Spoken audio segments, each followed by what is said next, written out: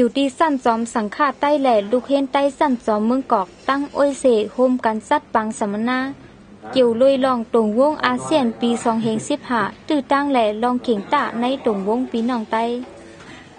ในปังอุบโอมีผู้ลงแหลนหลายๆก็มาลาดเนลองเงาลายปันตั้งหูขาดล่ามเงาลายตรงวงการก้าขายอาเซียน AEC อันเตเป็นมาแทง3 ปีตั้งหนาเกี่ยวกับร้องในเสเมือนหนังก้นกูก็มีป้ายว่นอ่ำเหมือนกันนั่นก็หนึ่งแหล่ก็หนึ่งตั้งหันถึงก่อเปิงกัน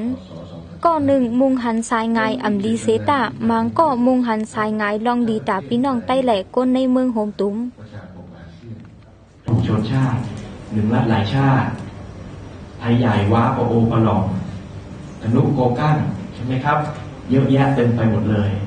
เพราะฉะนั้นนี่ก็คือความมหัศจรรย์ทางชาติพันธุ์วรรณาและวัฒนธรรมของอาจารย์ตุลยพัฒน์ภริชรัตน์รับในหูคอทัดสังทางห้างสายงายตรงวงอาเซียน2015ว่าเมื่อนั้นในเมืองใต้เป็นเมืองอันมีพิงตื้นสภาวะน้ำแหล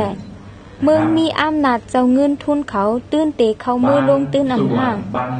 ปีน้องใต้อันเป็นเจ้าของคู่ของพิงตื้นเนลินไตลินนั่นถูกลีว่นไว้ว่าเตเฮ็ดหือไหลน้ำยัดน้ำต้อนแหละอย่าให้การลงตื้นตุ้มเตอก้นในปุ่นตีอาณาเขตทางวัฒนธรรมยิ่งใหญ่มากนะครับครอบไปถึงตอนใต้ของจีนหรือลุ่มน้ำพรหมบุตรในอัสสัมมณีปุระก็มีอยู่ภาคเหนือของไทยหรือลาวนะครับเพราะฉะนั้นเป็นชาติที่ยิ่งใหญ่ครอบไปในหลายรัฐมันก็เป็นเรื่องที่ผมจะต้องไปต่อสู้ต่อไปแต่ขอประเด็นแรกก่อนแค่การรวมตัวตนอย่างที่ผมบอกว่าอาจารย์สมฤทธิ์หรือชัยผู้ลงแหลนรายการทีวีลอดแล้วลาดอาเซียนเป็นตื้อตั้งลีตาใต้อันหนึ่งตอนตาเตเอาลองฟิงเงฟิงทุ่งโตเก่าลาดเนให้ลุมผ้าไหลหูย้อนว่าใน3เสาหลักอาเซียนอันหนึ่งมีป้าลองปกป้องตรงวงก้นแหลฟิงเงฟิงทุ่งอาเซียนปีน้องใต้ถูกลีพร้อมเสียงเป็นอันเดียวกันเสโฮมกันปืนเพฟิงทุ่งโตเก่าให้ลุมผ้าไหลหูจักเราปฏิเสธโลกที่เปลี่ยนไปไม่ได้ไทยใหญ่ก็เหมือนกันนะครับแต่ว่าเราจะไม่ปลิวไปกับกระแสนั้นเลื่อนสุดอาจารย์ขึ้นใสขึ้นหุบข้อมูลอันไรอุบโอแหลกลายกันในปังสัมมนาเสลาดป้าตั้งหันถึงแหล่ลองอันมั่นเจ้าไม่ใส่ตาปีน้องใต้นั่นกำพองอยู่เขาขาหลีว่นหลีไข่เจอหลีไม่เจอหลีวางเพียน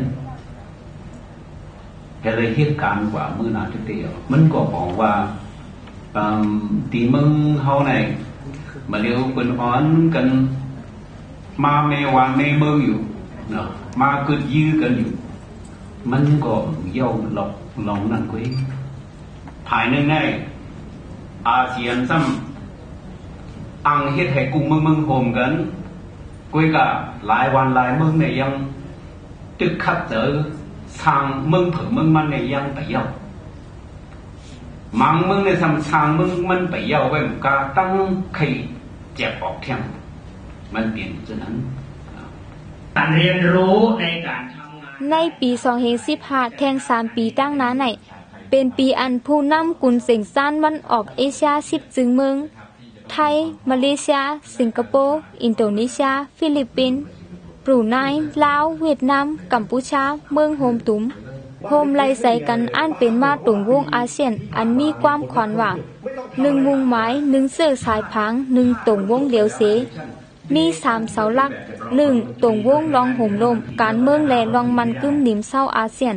2ตรงวงการกล้าป้ายมากมีอาเซียน3ตรงวงก้นแหล่ฟิงใหญ่ฟิงทุ่งอาเซียนเต็มซื้อไหนคำปั่นว่าจะต้องมีอาเซียนต้องมีวัน